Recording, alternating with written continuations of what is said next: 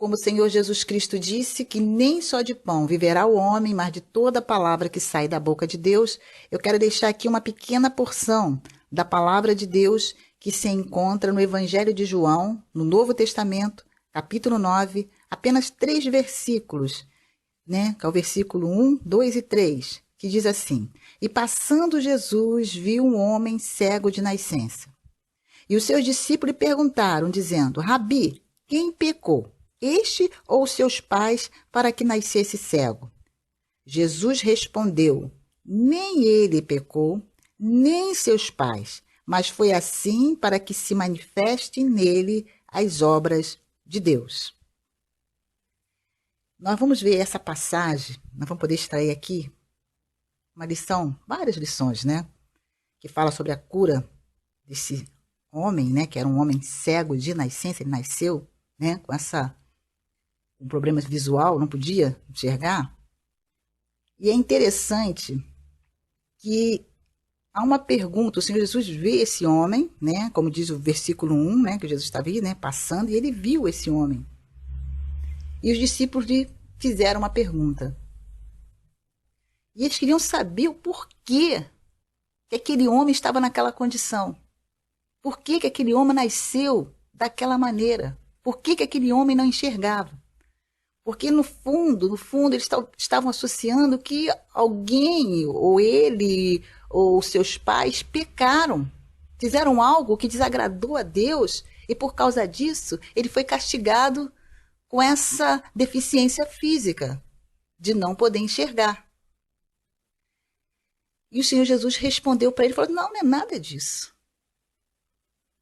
Nem ele pecou, ele não fez nada que desagradasse ao Pai, né, que desagradasse a Deus, nem os seus pais biológicos fizeram algo que viesse a como se eles estavam pensando assim, que Deus castigou, sabe? Houve um castigo de Deus, ó. E não era nada disso. Então, o que eu quero trazer hoje, né? Qual é a palavra, qual é a reflexão que eu quero trazer hoje? Pare de se culpar ou de procurar culpados diante de situações, coisas que aconteceram na sua vida que foram, sabe, coisas ruins, desagradáveis, e você querer associar as coisas que aconteceram e você ficar se culpando, né, se lamentando, ou tentar procurar o porquê. Não, eu estou vivendo isso porque a culpa é minha, porque a culpa é de fulano, por isso que meu casamento está assim, por isso que na minha vida profissional as coisas não acontecem, porque fulano se levantou no trabalho, porque na minha família está acontecendo isso, na minha rua eu tenho uma casa, eu moro num bairro, mas eu não sou feliz, por causa de ciclano, e não tenho paz, e fica vivendo isso, alimentando isso, nutrindo isso em você. Tem pessoas que nutrem essa culpa, esse sentimento de culpa. Pode até ter acontecido algo de você ter cometido algum deslize, feito algo, mas que você se arrependeu. Houve arrependimento, você se entristeceu, você viu, não, errei, não era para ter feito assim, eu não era para ter falado isso, eu não era para ter tomado essa atitude, eu não era para ter me comportado dessa maneira, eu não era para ter feito essa escolha. Tem coisas até que pode até acontecer que houve uma situação, mas que houve um arrependimento. E algo que a gente tem que aprender é que Deus está pronto para perdoar. E quando nós nos arrependemos verdadeiramente no nosso coração e reconhecemos nossos erros, nossas fraquezas, nossas limitações diante de Deus, Ele prontamente perdoa. Não é algo que acontece a prestação, a longo prazo. O perdão de Deus, guarde isso no seu coração, não é a longo prazo. Quando nós nos arrependemos, o Senhor mesmo fala assim, dos teus pecados não me lembrarei mais. Mas tem pessoas que ficam lembrando, porque, né, e na mente é como se estivesse passando aquela cena e fica se alimentando. E sabe o que acontece? Sabe o que está acontecendo na realidade? Não é que Deus não te perdoou. É que você ainda não sentiu, ainda não vivenciou o perdão de Deus sobre a sua vida. Você que não está se perdoando. Você que ainda está entrando nesse processo, esse autoflagelo, essa tortura emocional. E eu quero dizer para você hoje, saia dessa prisão. Saia dessa, isso que te prende ao passado, a coisas que já passou, que já aconteceu. É passado. Lança isso no mar do esquecimento e viva o presente, viva o hoje. E Deus tem coisas lindas para fazer, não só no teu presente, mas no seu futuro que está intacto. E tem pessoas que ficam, sabe, alimentando, nutrindo. Aqui essa situação, esse homem, ele realmente era uma pessoa cega, ele não podia enxergar. Mas isso não era consequência de que ele tinha cometido algo diante de Deus, que tivesse entristecido a Deus. Nós temos que lembrar que o nosso Deus é um Pai amoroso, é um Deus de amor, ele está sempre nos dando chance, nos dando oportunidade. Se a gente caiu, ele está com as mãos estendidas para nos levantar. Se nós estamos nos sentindo fracos, ele está pronto para nos fortalecer. E se houve alguma situação, ele está pronto para nos perdoar desde o momento que nós nos arrependemos. Porque arrepender é não praticar mais aquilo que eu fiz de errado, eu não vou tornar a fazer novamente. Mas seguir em frente, avançar. Porque as lutas, as situações que acontecem, nos amadurece, nos faz a gente amadurecer. Porque fala assim, não, aconteceu isso, não vou fazer mais, porque eu aprendi. Com esse erro eu aprendi, não vou fazer mais, não vou cometer mais esse erro. E tem situação que as pessoas se culpam, ou tem pessoas que lançam a culpa. Olha só, você que é culpado. Está acontecendo isso, é tua culpa. É você. Deve ter pessoas que gostam de acusar, de botar o dedinho, né? De ficar, de afermentar. Sabe aquela pessoa que tem aquele fermento, gosta de aumentar as coisas, e aquela pessoa acaba sofrendo mais, se angustiando mais, se entristecendo mais, né? Aí bate aquele desânimo, bate aquela tristeza. Você tem um potencial. Jesus, quando olhou para esse homem, Jesus viu a situação que aquele homem se encontrava, que não era fácil. Hoje em dia ainda não é fácil. A pessoa que tem essa deficiência física, glória a Deus, com o avanço da tecnologia, as pessoas têm, né, avançado. Mas a gente vê que naquela época era muito mais crítico. E imagina aquele homem tendo que ouvir isso das pessoas. Se os discípulos estavam comentando isso com o Senhor Jesus, achando que ele tinha feito alguma coisa errada, imagina as pessoas, a volta dele, ele ter que estar ouvindo isso, essas acusações, e no coração dele sabendo que ele não tinha feito nada de errado. E quando o Senhor Jesus fala sobre a questão dele, dos pais dele, quer dizer que eles eram pessoas tementes a Deus, pessoas que amavam o Senhor, que tinham um relacionamento com Deus, que Deus não tinha nada para reprovar, para dizer, não, esse aqui, não, pelo contrário. Eram pessoas que procuravam fazer a vontade de Deus. Mas a gente não vê, interessante que a gente não vê aqui no texto, se for ler o capítulo 9, que é bem mais, né, todo o texto, você vai ver que você não vê ele reclamando, você não vê esse homem murmurando, não vê esse homem, que tem pessoas que ficam murmurando tudo que acontece também. É isso, tem pessoas que ficam, tá vendo? Olha só, não dá certo. Aí começa a reclamar da vida, reclama de tudo, reclama do esposo, reclama dos filhos, reclama do emprego que tem, do salário que tem. E tem pessoas que reclamam até de Deus. Né? Quer botar a culpa até em Deus, que não tem nada. Né? Deus, ele é maravilhoso, ele é misericordioso, ele não tem necessidade de nos abençoar em nada, mas ele faz isso porque ele é um pai de amor. Ele é bom, ele é benigno. E nós vamos ver que aqui nessa passagem, os discípulos fazem questão de fazer essa pergunta. Eles fazem, Rabi, mestre, né? Vamos dizer assim, sábios. E aí? Talvez eles estariam até esperando uma resposta dos seus Jesus. Sim, ele pecou mesmo. A mãe dele, o pai dele também. Ih, pecaram mesmo. Por isso que está assim, tá vendo? Ó, olha lá. Mas não foi nada disso. E o Senhor Jesus foi mais além. Se a gente for ver o texto em si, nós vamos ver que Deus, né, através do seu Filho, Jesus, ele mudou a história daquele homem. Deixou bem claro, através do milagre, da cura que ele recebeu. Aquele homem passou a enxergar. Aquele homem passou a ver. O milagre aconteceu. O Senhor Jesus operou um milagre na vida desse homem.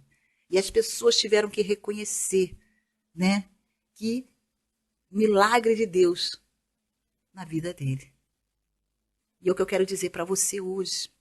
Em Romanos, no capítulo 8, tem um versículo muito conhecido. É Romanos, capítulo 8, versículo 28.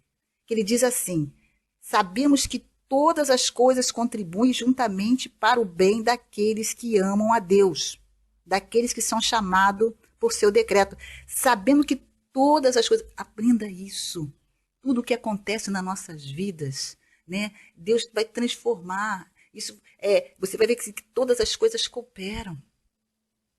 todas as coisas cooperam. Aí você está se lamentando por um relacionamento que acabou. Uma pessoa que você amava muito. Uma pessoa que você fez planos, né, o teu futuro, de ter filhos, de casar, e de repente houve essa separação na área sentimental. E você está triste com isso, se culpando, se lamentando, e talvez essa pessoa esteja até com outra pessoa, né, e você está culpando essa outra pessoa essa pessoa que você amava muito. Mas eu quero dizer para você que a palavra de Deus diz que todas as coisas contribuem, todas as coisas cooperam. Foi livramento que Deus te deu. Essa pessoa não era digna do teu amor. Essa pessoa não era digna da tua confiança. Essa pessoa não era digna, né, da tua felicidade, da tua companhia. Deus não permitiu. Deus tem uma pessoa para você no tempo certo, na hora certa vai acontecer, que vai somar na sua vida, que vai corresponder ao seu amor. Uma pessoa que vai te amar, uma pessoa que vai te respeitar. E não que vai estar te usando, sabe? Brincando, esse termo. Tá? Brincando com seus sentimentos. Quantas pessoas que estão vivenciando isso, que as pessoas estão brincando com o sentimento, a pessoa está ali, né, com um coração sincero, e as pessoas estão brincando com o sentimento das pessoas, como se fosse algo descartável. Um dia está falando eu te amo, você, né, a razão, e de repente no outro dia, como se nada tivesse acontecido. E com isso pessoas que estão sofrendo, estão se culpando, e estão até depressivos, tomando até remédio para depressão, por causa de uma situação, de uma frustração, de uma decepção amorosa, essa palavra, nessa frase, decepção amorosa. Mas eu quero dizer para você hoje, guarda o teu coração. Guarda o teu coração. Não deixa isso te consumir. Deus tem o melhor para você no tempo certo, na hora certa vai acontecer. E vai ser para a glória dele. Vai ser para o nome dele ser glorificado, porque Deus ele nos abençoa em todas as áreas. Talvez na área financeira, talvez você montou um negócio, estava todo animado, de repente teve uma sociedade, não deu certo. Você achou que essa era a pessoa e você até se culpa por causa disso. Pare com isso. Levanta a cabeça. Você tem projetos, continua, não deu certo essa, mas vai dar certo em outras. Então, que você possa confiar mais em Deus, colocar a sua vida, né, nas mãos do Senhor, porque Ele tem o melhor para você. Então não deixa nada te abater, não deixa nada querer apagar os teus sonhos, fazer você desanimar. E não fica procurando culpados, procurando quem foi que fez, senão você vai ficar perdendo um tempão com isso, nessa busca incansável. Você vai ficar sofrendo, que isso leva ao sofrimento, isso leva, né, a pessoa fica aflita, angustiado. E não vai somar em nada. Mas que você possa entregar, que você possa confiar, que você possa descansar no Senhor.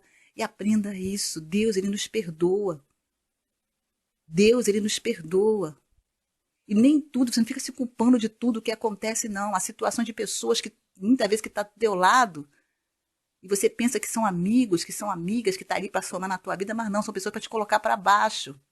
São pessoas que ficam, sabe, lançando palavras de condenatória, de acusação, e você fica aceitando isso, como se fosse um tribunal, e te condenando.